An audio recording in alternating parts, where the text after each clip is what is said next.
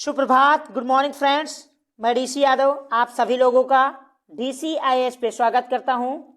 10 दिसंबर 2022 का current affairs पढ़ेंगे हम। क्या है महत्वपूर्ण खबर हमारे आने वाले exam IAS, PCS, SSC, banking, railway और अग्निवीर के लिए हम उसका अध्ययन करेंगे।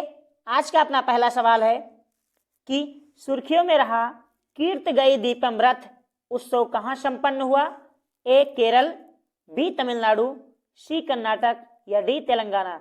इसका सही आंसर है ऑप्शन बी, तमिलनाडु में कीर्त गई दीपम रथ उत्सव संपन्न हुआ। तमिलनाडु जिसकी राजधानी चेन्नई है। चेन्नई को पहले हम मद्रास के नाम से जानते थे, जिसकी स्थापना फ्रांसिस ने 1639 में की थी। तमिलनाडु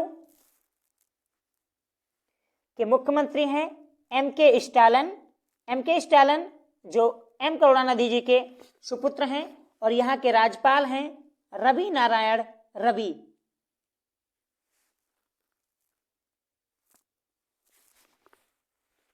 इसके अलावा दोस्तों तमिलनाडु में विधानसभा की जो सीटें हैं वो 234 सीटें हैं, जबकि लोकसभा में 39, राज्यसभा में 18।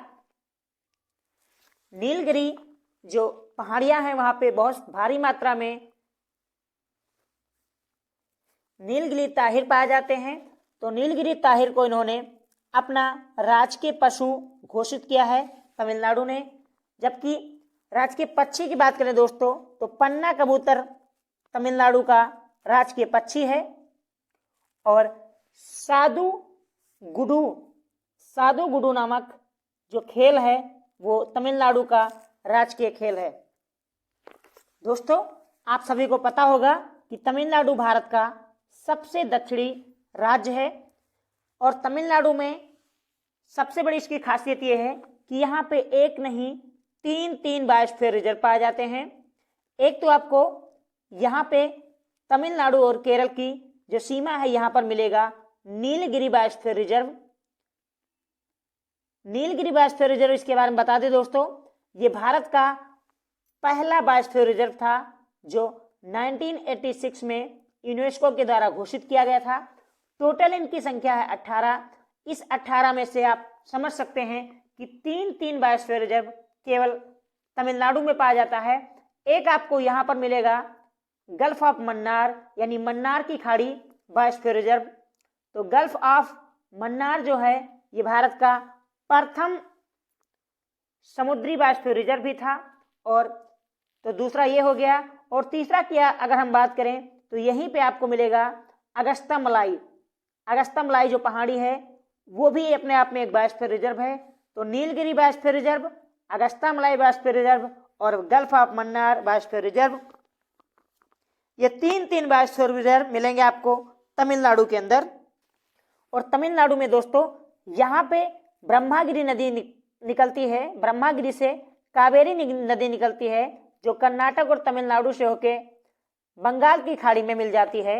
और कावेरी नदी जो ब्रह्मागिरी पहाड़ी से निकलती है ये कर्नाटक और तमिलनाडु में बहने से इन दोनों राज्यों के बीच कावेरी नदी के जल को लेकर विवाद चल रहा है, जिसे हम कावेरी नदी जल विवाद के नाम से भी जानते हैं। कावेरी के अलावा दोस्तों यहाँ पे एक और नदी बहती है जिसको हम बैगई नदी, और इसके नीचे आपको मिलेगा तारमपाड़ी नदी भी बहती है। बैगई नदी की बात करें दोस्तों तो नंदी दुर्ग पहाड़ी से निकलती है ये। और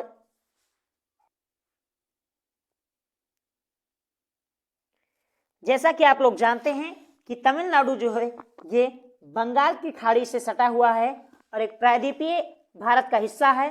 तो बंगाल की खाड़ी से सटा होने के कारण यहाँ पे कुछ प्रमुख बंदरगाह हैं, जैसे नागापट्टनम बंदरगाह का आप लोगों ने नाम सुना होगा। ये काफी पुराना बंदरगाह है। और इसके अलावा इन्नौर बंदरगाह है, इन्नौर बंदरगाह। और एक आपको मिलेगा यहाँ पे तूतीकोरन। तो तूतीकोरन बंदरगाह, नागापट्टनम बंदरगाह और इन्नौर बंदरगाह, ये तीन बड़े बंदरगाह हैं जो तमिलनाडु में आपको मिलेंगे। दोस्तों बहुत सारे नेशनल पार्क आपको तमिलनाडु में देखने को मिलेंगे, क्योंकि अगस्त्यामलाई हमने बताया इसके अलावा नीलगिरी 2 बायोस्फीयर रिजर्व और एक गल्फ ऑफ मन्नार जो एक सामुद्रिक बायोस्फीयर रिजर्व है 21 द्वीपों पे बसा हुआ है। 3 बायोस्फीयर रिजर्व होने के कारण यहाँ पे बहुत सारे आपको वन्यजीव अभ्यारण्य और नेशनल पार्क मिलेंगे। हम नेशनल पार्क की बात कर लेते हैं कि तमिलनाडु में कौन कौन से नेशनल पार्क हैं। तो तमिलनाडु में मुख्य रूप से 5 नेशनल पार्क आपको मिलेंगे। एक है मदुमलाई नेशनल पार्क,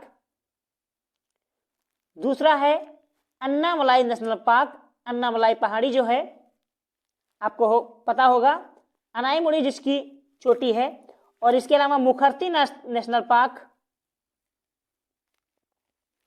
और ग्विंडी नेशनल पार्क, और एक है इंदिरा गांधी नेशनल पार्क। तो मदुमलाई, अन्नामलाई, मुखर्ती, ग्विंडी नेशनल पार्क और इसके अलावा गल्फ ऑफ मन्नार या मन्नार की खाड़ी के नाम से आप जानते हैं, मन्नार की खाड़ी, ये भी नेशनल पार्क है और ये भारत का पहला नेशनल पार्क है, बायोस्फीयर रिजर्व है। एक आपको समुद्री नेशनल पार्क और मिलेगा जो कच्छ की खाड़ी में मिलेगा। अगर दोस्तों आपसे कोई पूछे कि देश में टोटल कितने नेशनल पार्क हैं तो उसका आंसर है 104। देश में टोटल 104 नेशनल पार्क हैं, जबकि वन्यजीव अभ्यारण्य की बात की जाए तो प्रेजेंट टाइम में 551 वन्यजीव अभ्यारण्य हैं और हमने बताया कि 18 बायोस्फीयर रिजर्व हैं। इसके अलावा दोस्तों अगर मैं वेटलैंड की बात करूं जो रामसर साइट हैं, जिसको 1971 में जब आर्द्र संरक्षण के लिए कदम उठाया गया था तो उनमें जो चिन्हित भारत में आर्द्र भूमि है उनकी संख्या है 75। टोटल देश में जो रामसर साइट हैं वो 75 हैं। अगर तमिलनाडु की बात की जाए, तमिलनाडु में कितने रामसर साइट हैं तो इनकी संख्या है 4 आपको रामसर साइट तमिलनाडु में मिलेंगे। चित्रागुंडी वर्ड सेंचुरी आपको मिलेगी यहाँ पे। उसके अलावा सेचुचेंद्रम थेऊर वेटलैंड, बेदुअर वर्ड सेंचुरी और काजी रंगकुलम वर्ड सेंचुरी, तो 4 आपको वेटलैंड मिलेंगे टोटल 75 में से तमिलनाडु के अंदर। वेटलैंड की अगर बात करें दोस्तों तो जैसे मैंने बताया कि 2 फरवरी 1971 को ईरान के रामसर शहर में आर्द्र भूमि के संरक्षण के लिए एक सम्मेलन हुआ जिसे हम रामसर सम्मेलन के नाम से जानते हैं, वहीं से निकल के आया और जिसे 1975 से लागू किया गया। यानी ये सम्मेलन तो 2 फरवरी 1971 को ईरान के रामसर शहर में हुआ, लेकिन अगर आपसे कोई पूछे कि लागू कब से हुआ तो लागू हुआ 1975 से। और भारत इसका सदस्य कब बना तो भारत इसका सदस्य बना 1 फरवरी 1981 से। यानी 1 फरवरी 1981 को भारत ने इस समझौते पे हस्ताक्षर किए, जिसके बाद देश में आर्द्र भूमियों को चिन्हित किया गया और अब उनकी संख्या बढ़ के हो गई है 75। जबकि बात अगर करें दोस्तों वर्ल्ड हेरिटेज साइट की, यानी विश्व विरासत स्थल जो यूनेस्को द्वारा चिन्हित किया जाता है, इसकी शुरुआत कब से हुई थी तो 1976 से वर्ल्ड हेरिटेज साइट यानी विश्व विरासत स्थल की संरक्षण का कदम उठाया यूनेस्को ने। और इस समय भारत में इसकी संख्या की बात करें तो इनकी संख्या बढ़ के हो गई है 40, यानी 40 वर्ल्ड हेरिटेज साइट हो चुके हैं भारत में। और इन 40 विश्व विरासत स्थलों में से आपको महत्वपूर्ण 6 विश्व विरासत स्थल तमिलनाडु के अंदर मिलेंगे। वो 6 विश्व विरासत स्थल कौन से, हम उस पर चर्चा कर लेते हैं। उन विश्व विरासत स्थलों में बृहदेश्वर मंदिर जो आपको तंजौर में मिलेगा, और ये राजा राज चोलन के द्वारा बनवाया गया था, बहुत ही खूबसूरत मंदिर है, शिव समर्पित मंदिर है। ये यूनेस्को का वर्ल्ड हेरिटेज साइट है। इसके अलावा एरातेश्वर मंदिर ये दासपुरम तमिलनाडु में मिलेगा, इसको भी राजा राजा चोलन सेकंड के द्वारा बनवाया गया था, ये भी यूनेस्को का वर्ल्ड हेरिटेज साइट है। इसके अलावा गंगाई कोंडा का बृहदेश्वर मंदिर जो है, जो राजेंद्र चोल के द्वारा बनवाया गया था, जो राजा चोलन के पुत्र थे, ये वर्ल्ड हेरिटेज साइट है। और महाबलीपुरम का जो स्मारक समूह है जिसे हम मामल्लपुरम के नाम से भी जानते हैं, ये भी विश्व विरासत स्थल है यूनेस्को का। इसके अलावा 2 और प्रमुख विश्व विरासत स्थल हैं तमिलनाडु में, एक तो नीलगिरी माउंटेन रेलवे है और एक है पश्चिमी घाट। दोस्तों नीलगिरी माउंटेन रेलवे के नाम से मुझे याद आया कि जो शिमला में हिमालयन माउंटेन रेलवे है उसको भी वर्ल्ड हेरिटेज साइट का दर्जा यूनेस्को के द्वारा दिया गया है। जैसा कि मैंने बताया कि टोटल वर्ल्ड हेरिटेज साइट जो है उनकी संख्या है 40। आखिरी बार तेलंगाना का जो रामप्पा मंदिर था और गुजरात का धौलावीरा, आपको पता होगा जो इंडस वैली सिविलाइजेशन का एक सिटी है, इन दोनों को आखिरी बार वर्ल्ड हेरिटेज साइट डिक्लेयर किया गया था यूनेस्को के द्वारा। यूनेस्को जिसकी स्थापना 16 नवंबर 1946 को की गई थी और इसकी स्थापना 16 नवंबर 1946 को की गई फ्रांस में, और इसकी राजधानी फ्रांस में स्थित है पेरिस में। पेरिस जो सीन नदी के किनारे स्थित है। पेरिस में एफिल टावर मिलेगा जो गुस्टोई एफिल के द्वारा डिजाइन किया गया था, और फ्रांस में आपको पता होगा राष्ट्रपति इमैनुअल मैक्रोन जी हैं। और दोस्तों तमिलनाडु का जो एक प्रसिद्ध त्योहार है जिसे हम पोंगल के नाम से जानते हैं, ये तमिलनाडु में मनाया जाता है।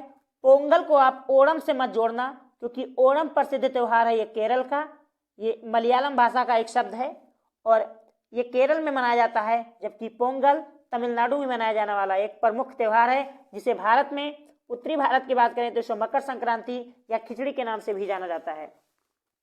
और तमिलनाडु में स्थित है रामेश्वरम। रामेश्वरम का आपने नाम सुना होगा। हाल ही में एक मूवी आई है राम सेतु, अक्षय कुमार जी ने इसमें पुरातत्ववेत्ता का रोल निभाया है, देखिएगा जरूर, काफी अच्छी मूवी है। अब बढ़ते हैं अपने अगले सवाल की ओर। अगला सवाल है दोस्तों कि चेन्नई मेट्रो विस्तार के लिए किस बैंक के साथ 780 बिलियन ऋण का समझौता हुआ है?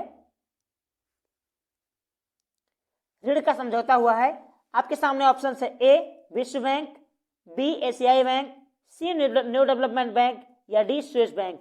तो एशियाई विकास बैंक के साथ 780 बिलियन डॉलर का, क्षमा चाहते हैं दोस्तों, 780 मिलियन डॉलर का समझौता हुआ है। बिलियन तो बहुत बड़ी संपत्ति होती है। 780 मिलियन डॉलर ऋण का समझौता किया गया है एशियाई विकास बैंक के द्वारा। एशियाई विकास बैंक जिसकी स्थापना 1966 में की गई थी। इसका हेडक्वार्टर आपको फिलीपींस की जो राजधानी है मनीला, वहां पे मिलेगा। मतात्सुगु असाकावा यहाँ के प्रमुख हैं और एशियाई विकास बैंक में जो सदस्यों की संख्या है वो है 68, यानी 68 देश इसके सदस्य हैं। अगला सवाल है कि हाल ही में मीनाक्षी चोई को इनमें से क्या चुना गया है? आपके सामने ऑप्शन से A miss world, B miss universe, C miss earth या डी मिस इंडिया। तो इसका सही आंसर है ऑप्शन सी, मिस अर्थ चुना गया है। मीनाक्षी चोई जी को, ये दक्षिण कोरिया की रहने वाली हैं। तो दोस्तों हाल ही में फिलीपींस में आयोजित एक वार्षिक सौंदर्य प्रतियोगिता है जो फिलीपींस में आयोजित किया गया, और यहाँ पे दक्षिण कोरिया की जो महिला हैं मीनाक्षी चोई जी को मिस अर्थ घोषित किया गया 2022 का। अच्छा दोस्तों, मिस वर्ल्ड से याद आया, क्या आप लोग बता सकते हैं कि भारत में कितनी मिस वर्ल्ड अब तक हुई हैं? मिस वर्ल्ड कितनी हुई, विश्व सुंदरी कितनी हुई हैं? अगर नहीं जानते तो आप नोट कर लीजिए। भारत में अब तक 6 विश्व सुंदरी बनी है। सबसे पहले रीता फारिया जी बनी थी, कुमारी रीता फारिया। हम लोग बचपन में जब क्लास 6 में थे तो के रीता फारिया पढ़ते थे, कु रीता फारिया पढ़ते थे, बस ऐसे याद कर लेते थे, ज्यादा नॉलेज तो था नहीं इसके बारे में। तो कुमारी रीता फारिया जी 1966 में पहली बार भारत की विश्व सुंदरी बनने वाली पहली महिला बनी। उसके बाद दोस्तों आगे चल के 1994 में जो दूसरी अपने देश की विश्व सुंदरी बन के निकली वो थी ऐश्वर्या जी, ऐश्वर्या राय बच्चन। प्रेजेंट टाइम में जो है ये 1994 में विश्व सुंदरी बनी। इसके अलावा दोस्तों दिनापा हार्डन जी की अगर हम बात करें, शायद आप लोगों ने नाम सुना कि नहीं पता, दिनापा हार्डन भी भारत की हैं, ये भी विश्व सुंदरी बनी थी। ये 1997 में विश्व सुंदरी घोषित की गई थी। जबकि 1999 में एक और नाम भारत के लिस्ट में जुड़ जाता है विश्व सुंदरी के, उनका नाम था इक्ता मुक्त करके ये विश्व सुंदरी बनी 1999 में। और इसके बाद भारत की एक्ट्रेस प्रियंका चोपड़ा जो हैं, प्रियंका चोपड़ा ये सन 2000 में मिस वर्ल्ड बनी। इसके अलावा लेटेस्ट की अगर बात करें तो मानसी छिल्लर जी को मिस वर्ल्ड घोषित किया गया था। तो ये वो 6 लोग हैं जो भारत में मिस वर्ल्ड बनी हैं। अगर मिस यूनिवर्स की बात करें दोस्तों तो भारत में टोटल 3 लोग ऐसी हुई हैं जिन्हें मिस यूनिवर्स घोषित किया गया है। इनका अगर आप नाम जानना चाहते तो हम नोट कर सकते हैं। सबसे पहले सुष्मिता सेन जी, सुष्मिता सेन, इन्हें मिस यूनिवर्स घोषित किया गया था 1994 में। उसके बाद 2000 में एक और मिस यूनिवर्स आती हैं जिनका नाम था लारा दत्त। तो लारा दत्त भी मिस यूनिवर्स बनती है 2000 में, 1994 में सुष्मिता सेन। और आखिरी बार जो भारत में मिस यूनिवर्स चुनी गई हैं भारत से वो है हरनाज कौर सिंधु करके हैं। इन्हें 2021 में मिस यूनिवर्स चुना गया था। तो ये थे भारत में 6 अब तक मिस वर्ल्ड और 3 मिस यूनिवर्स चुनी जा चुकी हैं। अब बढ़ते हैं अपने अगले सवाल की ओर दोस्तों। अगला सवाल है कि किसे एथलीट ऑफ द ईयर चुना गया है? नीरज चोपड़ा को, शरद कमल को, आरोन जज को, या इनमें से कोई नहीं? इसका सही आंसर है ऑप्शन सी, एरोन जज, जो अमेरिका के एक एथलीट प्लेयर हैं। इन्हें एथलीट ऑफ द ईयर से सम्मानित किया गया है, यानी एथलीट ऑफ द ईयर 2022 चुना गया है। अगला सवाल है कि आरबीआई ने 2022-23 की जो मौद्रिक नीति है उसमें रेपो रेट को बढ़ाया है, तो कितना किया है? ए 6%, बी 6.25, सी 6.50 या 7? इसका सही आंसर है 6.25% कर दिया है रेपो रेट को आरबीआई ने। वही जो 2022-23 के लिए अनुमान है भारत की जीडीपी का, तो जीडीपी को भी आरबीआई ने अब 7% से घटा के 6.8% कर दिया है। जहां पहले अनुमान था आरबीआई का कि भारत की जो अर्थव्यवस्था है वो 7% ग्रो करेगा 2022-23 में, अब उसको घटा के 6.8 कर दिया है। जबकि विश्व बैंक की अगर बात करें तो उसने भी इसकी अपने अनुमान को घटा दिया है, उसने 6.9 कर दिया है। और रही बात आरबीआई की दोस्तों, तो आरबीआई के बारे में बहुत बार मैं आपको बता चुका हूं कि एक यंग हिल्टन कमेटी बनी थी 1926 में। इस कमेटी की सिफारिश पे ब्रिटिश गवर्नमेंट ने 1934 में आरबीआई एक्ट लाया जाता है ब्रिटिश गवर्नमेंट के द्वारा, और इसी 1934 आरबीआई एक्ट के तहत 1 अप्रैल 1935 यानी 1935 को आरबीआई का गठन होता है। आगे चल के 1949 में इसका राष्ट्रीयकरण होता है आजादी के बाद, और ये पूर्णतया भारत का स्वामित्व बना दिया जाता है। पहले आरबीआई की जो हेडक्वार्टर हुआ करती थी वो हुआ करती थी कलकत्ता, यानी पहले आरबीआई का मुख्यालय कलकत्ता था, लेकिन बाद में 1937 में इसे कलकत्ता से मुंबई शिफ्ट कर दिया गया। तब से आरबीआई का हेडक्वार्टर मुंबई में है। और दोस्तों मुंबई एक ऐसा शहर है जहां एक नहीं कम से कम 10 बैंकों का हेडक्वार्टर है। जैसे बैंक ऑफ बड़ौदा का हेडक्वार्टर आपको मुंबई में मिलेगा, एसबीआई का आपको हेडक्वार्टर मुंबई में मिलेगा। ऐसे मिनिमम 10 बैंकों का हेडक्वार्टर आपको मुंबई में मिलेगा। आप मुंबई को आधार बना के याद कर सकते हैं। अब बढ़ते हैं अपने अगले सवाल की ओर। अगला सवाल है दोस्तों कि दीना बोर्लू ओर्टे किस देश की प्रथम महिला राष्ट्रपति बनी? आपको बताना है। ए मैक्सिको, बी पेरू, सी चिली या डी कोलंबिया? इसका सही आंसर है बी, दीना बोर्लू ओर्टे पेरू की प्रथम महिला राष्ट्रपति बनी है। पेरू जो अगर आपने इस तरह मैप देखा होगा दक्षिणी अमेरिका महाद्वीप का, साउथ अमेरिका का, तो आपको पेरू मिलेगा। तो पेरू की जो प्रथम महिला राष्ट्रपति बनी है वो बनी है दीना बाले आटो। बाकी जो मैंने ऑप्शंस दिए दोस्तों आपके सामने रखे, मैक्सिको, ये उत्तरी अमेरिका महाद्वीप का एक देश है जिसकी मुद्रा पीसो है, इसकी राजधानी मैक्सिको सिटी है। पेरू की अगर मैं बात करूं तो पेरू की राजधानी जो है लीमा है, और यहां की जो मुद्रा है दोस्तों वो है शोला। तो अगर आपसे कोई पूछे कि शोला किस देश की राष्ट्रीय मुद्रा है तो पेरू की, और पेरू की राजधानी क्या है, लीमा, और इसी देश की प्रथम महिला राष्ट्रपति बनी है दीना बलूआर्टे। अगला सवाल है कि विश्व आयुर्वेद कांग्रेस और आरोग्य एक्सपो 2022 का आयोजन कहाँ किया गया? ए लखनऊ, बी नई दिल्ली, सी गांधीनगर या डी गोवा। इसका सही आंसर है दोस्तों ऑप्शन डी गोवा। गोवा की राजधानी पणजी में विश्व कांग्रेस, आयुर्वेद कांग्रेस और आरोग्य एक्सपो 2022 का आयोजन किया गया। अगर बात दोस्तों गोवा के तथ्यों के बारे में बात करें तो गोवा भारत का क्षेत्रफल की दृष्टि से सबसे छोटा राज्य है। गोवा में केवल 2 डिस्ट्रिक्ट आपको मिलेंगे, एक आपको मिलेगा नॉर्थ गोवा और एक आपको मिलेगा साउथ गोवा, यानी दोनों गोवा के नाम से हैं। उत्तरी गोवा और दक्षिणी गोवा नामक महज 2 ही जिले हैं गोवा के अंदर। और गोवा को आप लोग जानते होंगे कि 1961 तक ये पुर्तगाल के अधीन रहा।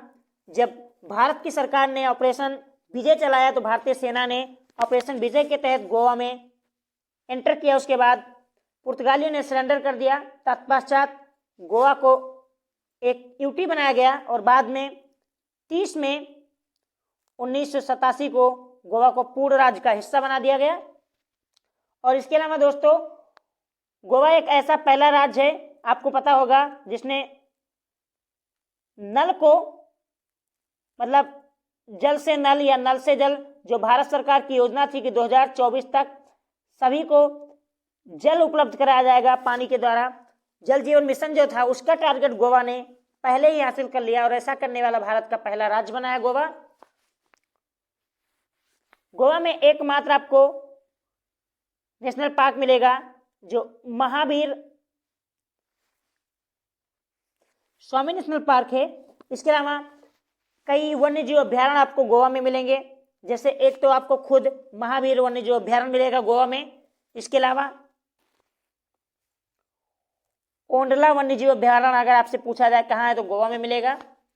और सलीम अली पक्षी अभ्यारण्य अगर आपसे पूछा जाए तो गोवा में। दरअसल ये गोवा और महाराष्ट्र दोनों में दोस्तों, जबकि सलीम अली राष्ट्रीय उद्यान आपको लद्दाख में मिलेगा। और गोवा में बहुत सारी महत्वपूर्ण नदियां हैं जो मिलती हैं, जैसे मांडवी नदी। कई बार एग्जाम में पूछा गया मांडवी नदी किस राज्य की नदी है तो गोवा। इसके अलावा जुआरी नदी, ये भी गोवा की नदी है, और ये सारी नदियां जाके अरबियन सी में गिर जाती हैं। छोटी छोटी नदियां हैं। अब बढ़ते अपने अगले सवाल की ओर दोस्तों। अगला सवाल है कि टाइम पत्रिका ने पर्सन ऑफ द ईयर 2022 किसे चुना है? जो बाइडेन को, नरेंद्र मोदी, व्लादिमीर जेलेंस्की या एमनुअल मैक्रोन। इसका सही आंसर है ऑप्शन सी व्लादिमीर जेलेंस्की को टाइम पत्रिका ने पर्सन ऑफ द ईयर 2022 चुना है। इन्होंने जब रशिया का अटैक हुआ था यूक्रेन के ऊपर तो इन्होंने देश छोड़ने से मना कर दिया था। तो देश छोड़ने से मना करने के कारण इनके साहस को ध्यान में रखते हुए टाइम पत्रिका ने पर्सन ऑफ द ईयर 2022 चुना है इनको। दोस्तों टाइम पत्रिका 1927 में शुरू हुई थी और तब से ये हर वर्ष पर्सन ऑफ द ईयर चुनती है। एकमात्र अमेरिकी राष्ट्रपति हैं रूटवेल्ट।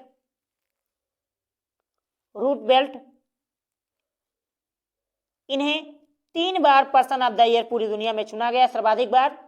इन्हें सबसे पहले 1933 में चुना गया था, उसके बाद 1934 में चुना गया और आफ्टर दैट 1941 में, यानी 3 बार रूजवेल्ट जी को जो अमेरिकी राष्ट्रपति थे इन्हें 3 बार पर्सन ऑफ द ईयर चुना गया। तो ये सवाल आपसे पूछा जा सकता है।